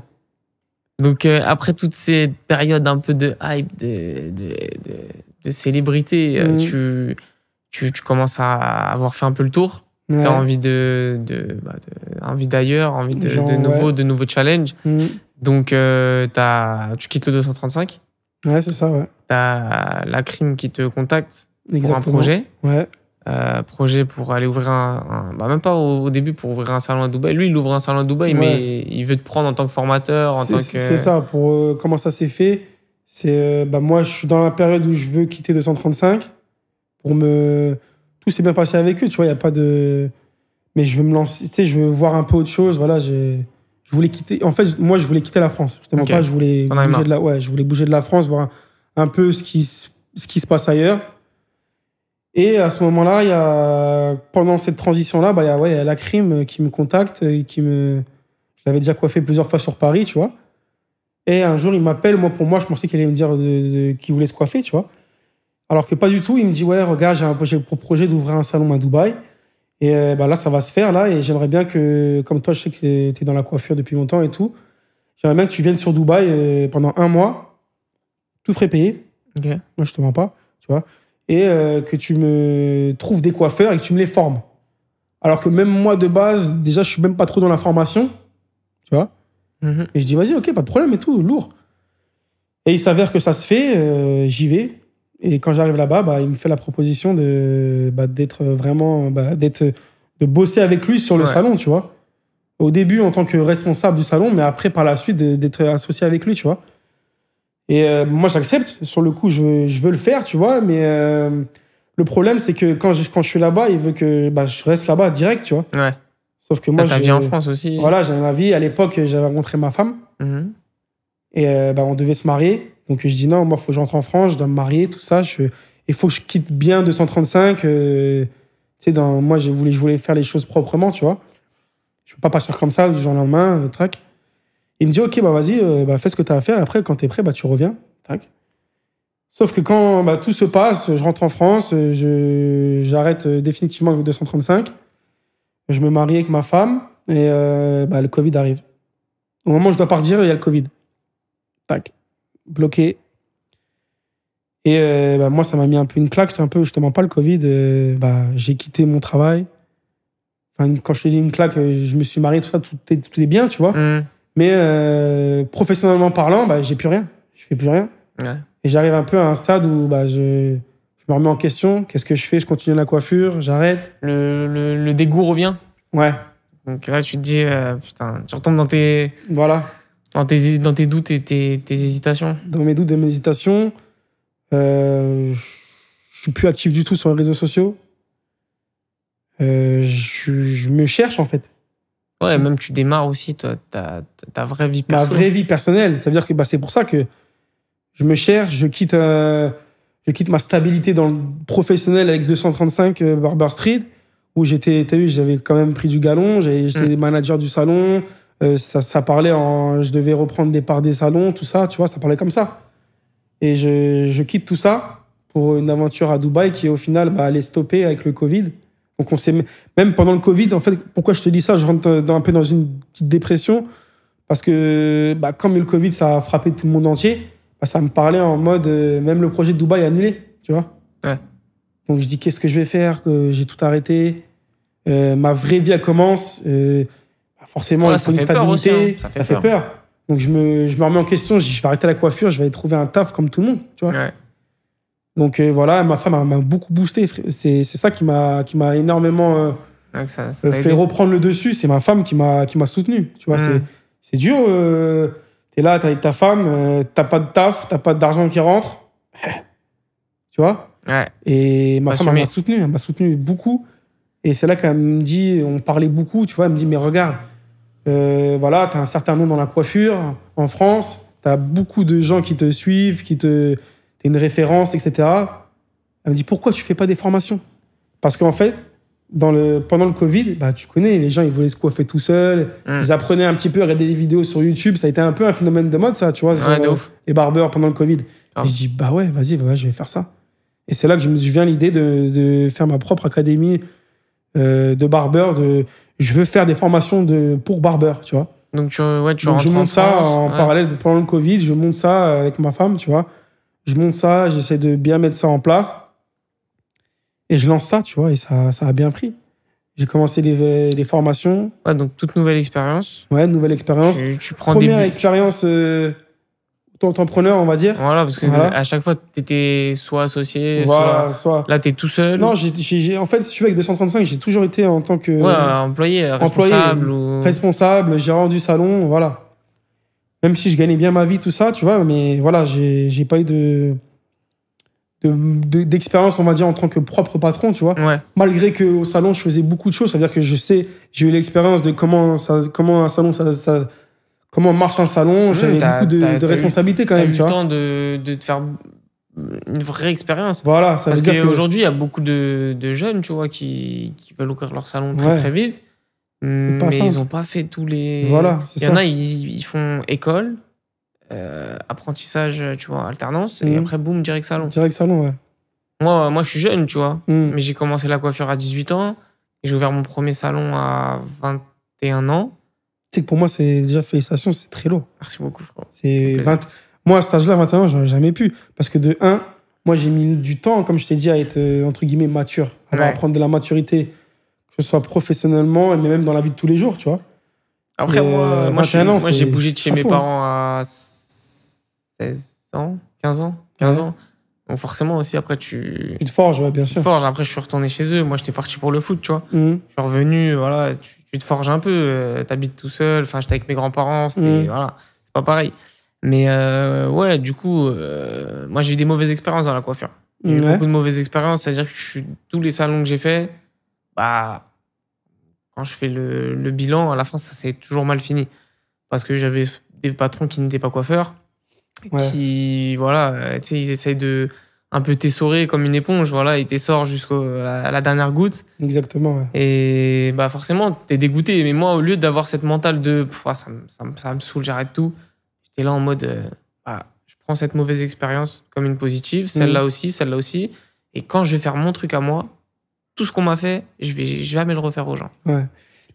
Là où je te rejoins, c'est vrai que pendant longtemps, les barbershops, les propriétaires des barbershops, c'était souvent des gens qui n'étaient pas du milieu. Il faut avoir des sous pour ouvrir un Voilà, c'est salon. ça, il faut avoir des sous, c'est vrai, exactement. Un coiffeur, un jeune coiffeur n'a pas d'argent. Bien sûr, c'est Sauf compliqué. si t'as papa, maman qui peuvent t'aider un petit peu, ou de la famille, mais bah, c'était pas ton cas, c'est pas mon cas, tu vois. Donc, moi j'ai mis un peu d'argent de côté et tout. J'ai fait mon salon à 21 ans, mais pour revenir à ce que je disais tout à l'heure, bah, j'ai été stagiaire, apprenti, employé, responsable, gérant. J'ai fait tous les postes. Et j'étais très jeune, mais j'avais déjà ce truc de truc. Et après, voilà, j'ai quitté le salon où j'étais limite gérant, tu vois.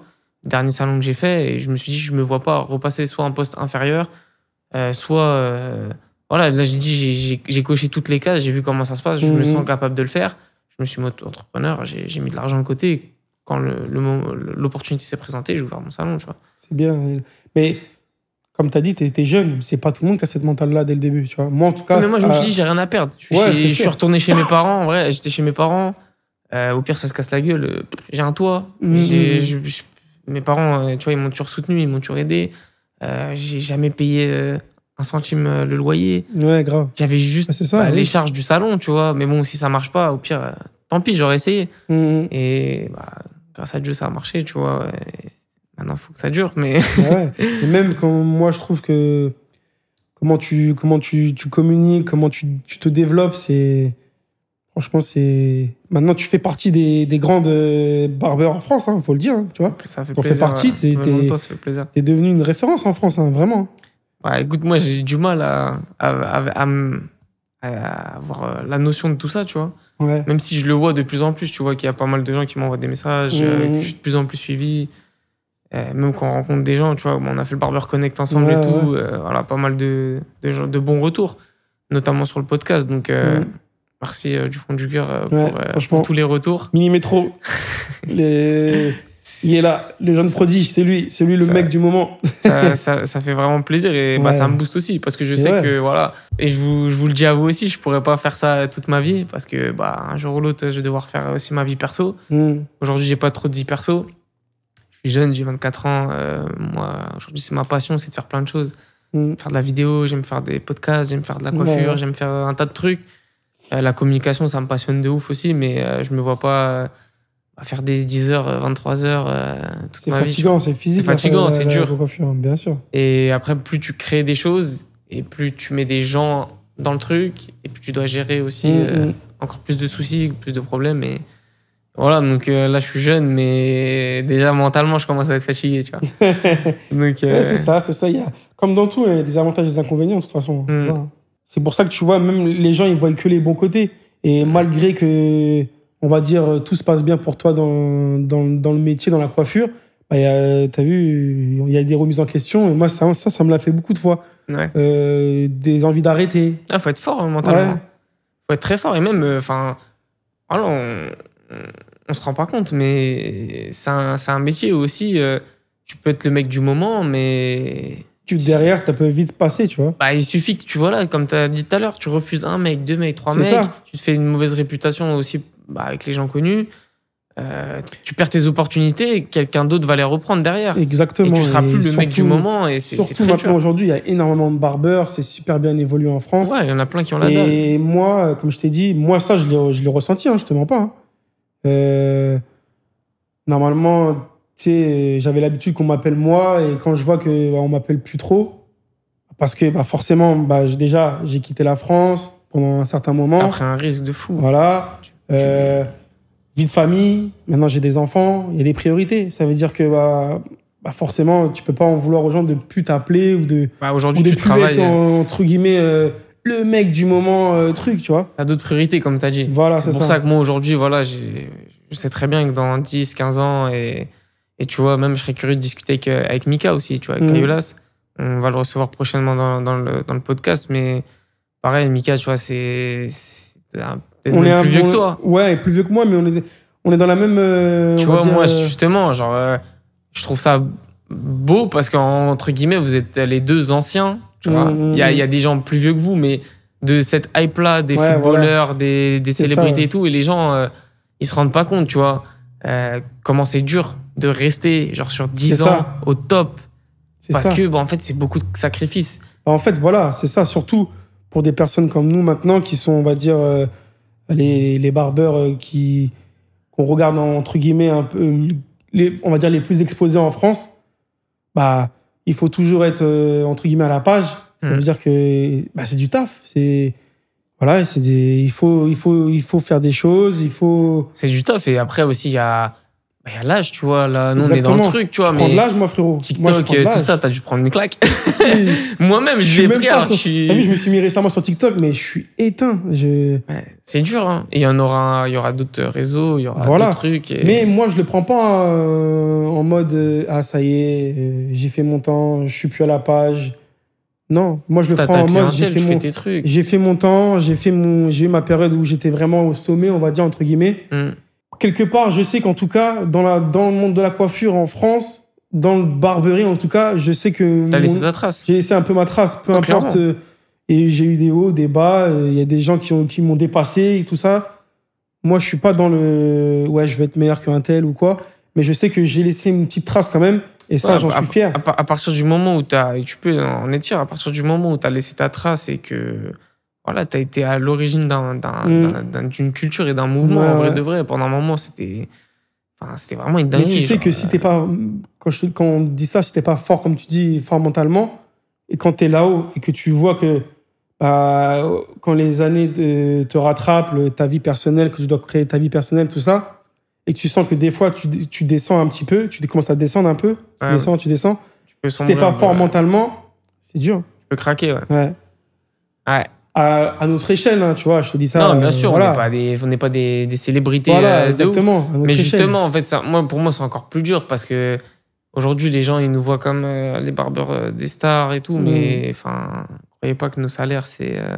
Bah ouais, c'est ça. Tu vois, on gagne pas ce que les stars gagnent. Combien de fois on est venu me voir, hey, toi, t'es millionnaire, toi. Je suis fou là. J'aimerais bien, mon gars. Très loin. Pas du tout. Ouais. Mais voilà, après c'est les réseaux sociaux, c'est comme ça, voilà. Mais ouais, non, c'est comme t'as dit, au bout d'un moment, faut faire des choix. Et bah moi, j'ai fait mes propres choix, je regrette rien. Et comment du coup, moi, j'ai beaucoup de respect pour toi et Mika parce que vous étiez les premiers que je regardais et aussi avec Maracas qui était arrivé un peu par la suite. Ouais. J'ai beaucoup de respect pour vous trois parce que pour moi, vous êtes des anciens, tu vois. On a 10 ans d'écart. Et vous étiez... Voilà, 10 ans d'écart. On a 10 ans d'écart. Et tu vois, moi, genre, je respecte beaucoup parce que... est-ce que tu peux me citer un coiffeur plus vieux que vous? Qui est Ouais. encore dans le truc. Genre, moi, j'en connais pas forcément, tu vois. Genre Il y des a- mecs qui sont vraiment dans le truc, dans le. Bah après, dans le truc comme nous, sur les réseaux, tout ça, Genre, non. je connais des coiffeurs barbiers un peu à Mm. l'ancienne et tout, qui sont, voilà, qui ont 40, 45 ans, 50 ans. Mais c'est un métier qui est difficile et il n'y a pas beaucoup de mecs qui restent 10, 15 ans et qui perdurent, tu vois. Ouais. C'est dur.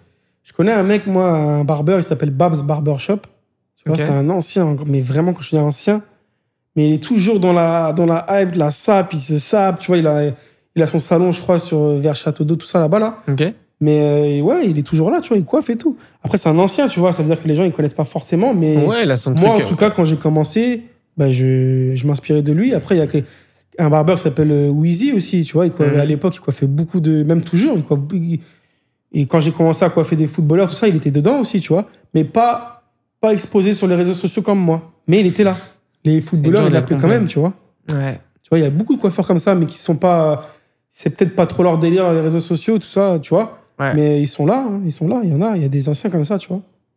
Ouais, non, mais c'est dur de rester dans le métier. C'est un métier fatigant. C'est fatigant. Parce que, comme tu as dit, il faut se développer. Barbeur, c'est bien. C'est pas que coiffer. Il faut aussi développer son image. Et ça prend du temps. C'est très dur. La Bah, ouais, aujourd'hui, communication, les réseaux c'est un sociaux, métier c'est un où métier. tu vends ton image. C'est une autre casquette du métier, mais c'est pas tout le monde qui Et ça va encore évoluer. Hein. Ouais, de ça va fou. encore évoluer. Surtout maintenant, aujourd'hui. Les réseaux sociaux, c'est super important. La communication, c'est ce qui fait. À l'époque, voilà, il n'y avait pas tout ça. Ça veut dire que tu devais fidéliser tes clients, être bien placé. Ouais. Mais aujourd'hui, suffit tu tombes plus. sur un mec qui communique bien sur les réseaux sociaux, il va te passer devant. Bien sûr. Et du Surtout coup, si toi, aujourd'hui. t'es mauvais là-dessus, Tu loupes plein de choses. tu loupes. Exactement. On te limite, tu passes inaperçu. Ouais, c'est Vraiment. ça. Oui, C'est ça. c'est clairement ça. Mais voilà, c'est ça. Donc, faut être bon partout. Faut essayer d'être là tout le temps. Ça prend du temps, mais. Et moi, comme je te dis, pour revenir à moi, je le ressens énormément maintenant, comparé à avant, parce que j'ai plus le temps comme avant. Maintenant, j'ai une vie de famille, j'ai des priorités. Ça veut dire qu'il y a des choses, je vais pas dire je bâcle, mais je fais pas parce que j'ai pas le temps. Ouais. Tu vois? Ouais, je comprends totalement. Et même, ça demande de l'énergie. Ouais, clairement, tu vois, on est encore là. Mais je sais qu'il faut que je sais que des fois, même ma femme, elle me booste. Des fois, j'ai des moments où je suis vraiment. T'as vu, il y a le taf, la journée, les clients, les déplacements de temps en temps, des fois. Parce que aussi, c'est pareil, hein, on a parlé d'un truc tout à l'heure. Voilà, c'est du social, c'est tout C'est ça. ça. Et le truc, c'est que on a nos problèmes perso. Ouais. Et on peut pas les exposer Exactement. devant les gens, tu vois. Comme je t'ai dit, moi, aujourd'hui, je vais te dire la vérité. Pourquoi je suis encore là? C'est ma femme qui me booste, vraiment. Ma femme et mes proches. Sinon, moi, de moi-même, T'auras arrêté. tu me verrais même plus sur les réseaux sociaux, je te mens pas. Ouais. Je te jure. Ah, Mais il faut. c'est un autre taf. C'est un autre taf et il faut. Après, voilà, comme ça fait longtemps que je suis ça va faire 10 ans que je suis dans ça, c'est vrai que des fois, même quand tu fais des formations, toi aussi, tu le vois, que les jeunes coiffeurs, quand ils viennent, ils n'ont pas on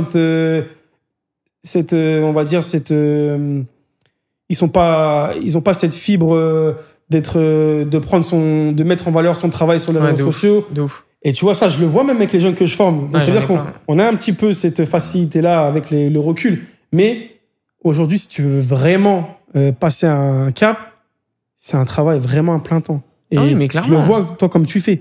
Tu vois, le contenu que toi, que tu proposes, il est méchant, je te le dis. Tu vois, mais il faut faire ça pour justement se démarquer des barbeurs. Maintenant, il y en a partout, il y en a plein. Tout le monde sait faire un dégradé, tu vois, aujourd'hui, tout le monde sait coiffer. moi, je coiffe de moins en moins, entre guillemets. Je veux continuer de coiffer parce que vraiment, c'est ce que je kiffe faire à la base et j'oublie pas. C'est important aussi de le faire, sinon on perd la main aussi. Hein. Bien sûr. Et même, il y a des nouvelles tendances, il faut toujours être à l'affût. C'est ça. Et donc, je kiffe, tu vois. Mais maintenant, je coiffe 4 jours par semaine, une journée de formation, une journée administrative marketing. Et après le dimanche, foot. Hein. Putain, je rebondis. Ah, tu joues encore au foot? Ah bah oui, c'est vrai. Ouais, pour le plaisir. Moi aussi, je joue au foot avant. Attention. Ouais. Gaucher. Grand joueur.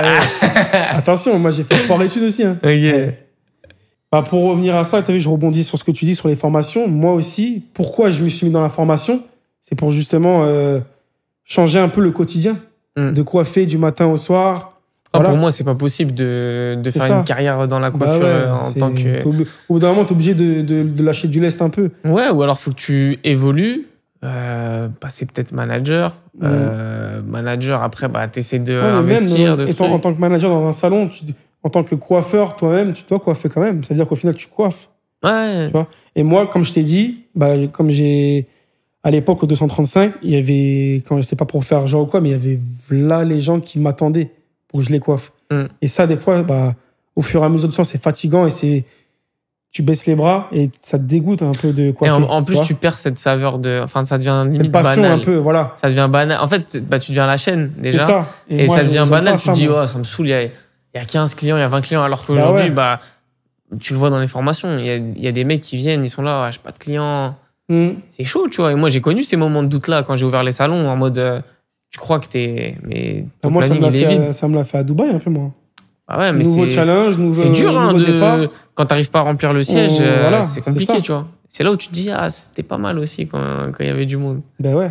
C'est pour ça que moi, en fait, comment te dire, c'est quand j'ai commencé maintenant à faire mes choses un peu de mon côté, j'ai jamais connu, moi, ce mood où j'attends les clients, il n'y a pas de clients, c'est dur, ça travaille pas. Moi, j'étais directement lâché dans la fosse au lion, full client, tu vois. Et quand j'ai commencé cette fibre entrepreneuriale, au début, des fois, c'est dur. Il n'y a pas de clients. C'est comme ça. Et ça, voilà, il faut faire avec, il faut communiquer, il faut faire les choses pour que ça vienne, hein, tu vois. Bon, du coup, pour clôturer cet épisode, Baki, qu'est-ce qu'on peut te souhaiter pour la suite, là? Pour la suite, je te mens pas, j'aimerais... je te le dis, hein, c'est pas un secret, hein. Moi, comme je t'ai dit, j'ai toujours été associé dans les salons avec des gens, etc. Là, j'aimerais vraiment faire quelque chose qui me ressemble vraiment à mon image, à moi. Et j'aimerais vraiment, par la suite, peut-être pas tout de suite, mais dans l'avenir, faire mon propre salon à moi, vraiment à mon image, tu vois. Ok, toi tout seul. Moi tout seul. Et comme je t'ai dit aussi, là, j'aimerais vraiment beaucoup développer une gamme de produits cosmétiques. C'est ça que j'aimerais vraiment faire. Ouais, ça, on en avait discuté un peu en off. Je suis dessus toujours. C'est un bon projet. C'est un gros projet, ça met du temps. Ça coûte cher. C'est compliqué. Mais voilà les projets, hein. Dans la coiffure, toujours. Écoute, on te souhaite... en tout cas, moi, je te souhaite beaucoup de réussite. Ouais, merci encore beaucoup. Une fois, merci. Toi aussi, en tout cas. Merci d'avoir été présent sur cet épisode et j'espère qu'on pourra même faire des projets ensemble. Ouais, à l'avenir, j'aimerais bien aussi. Par la suite et de toute façon. Attention. Et je pense qu'on pourrait même faire un deuxième épisode parce qu'il y a tellement de choses à dire. Je pense que ça va être l'épisode le plus long. Ouais. Mais il y a tellement encore il y a trop de choses à dire, ouais, bien sûr. C'est pour ça, c'est un métier qui nous... Au final, même si en France, t'as vu, on est chacun fait son truc de son côté, mais au final, on est tous un peu pareils. Ouais, mais je trouve ça bien aussi, tu vois. Je remercie aussi Marie et Geoffrey pour l'événement parce que ça nous a permis de nous rencontrer déjà nous deux et de rencontrer d'autres personnes avec qui, voilà, on se suit sur les réseaux ou des fois on se suit même pas et tu te retrouves avec des personnes que voilà, tu penses même pas discuter avec eux. Voilà. Et au final, tu crées des liens et tout. Et on a un lien qui nous unit tous, c'est le métier, la coiffure. Grave, exactement. Et donc pour ça, merci à vous. Et on sera là l'année prochaine encore, on espère. Donc, on espère vous voir aussi au Barber Connect tous l'année prochaine. Et puis voilà, c'était l'épisode 5 de Cut It. Je vous remercie infiniment. Pensez à liker, pensez à partager. Voilà. Pour tous ceux qui nous écoutent sur Spotify, Deezer, Apple Music, pareil. N'hésitez pas à parler autour de vous de l'émission, pour tous les coiffeurs, pour tous les passionnés, les barbeurs, les coiffeuses, les coiffeurs, peu importe. Donnez-nous un maximum de force. Commentez, voilà, dites la partie que vous avez préférée, peu importe. Et puis, je vous mets le Instagram, le nouveau TikTok de Baki. T'as une chaîne YouTube ? Ouais, mais je calcule même pas. Pas. Bon, en tout cas, voilà, on vous met les réseaux de Baki dans la bio. Et écoute, à la prochaine. À la prochaine. Merci beaucoup encore de m'avoir invité, ça fait super plaisir. Et force à nous, les barbeurs. C'était un honneur. Écoutez, c'était Cut It. Je vous dis à la prochaine. À bientôt. Ciao.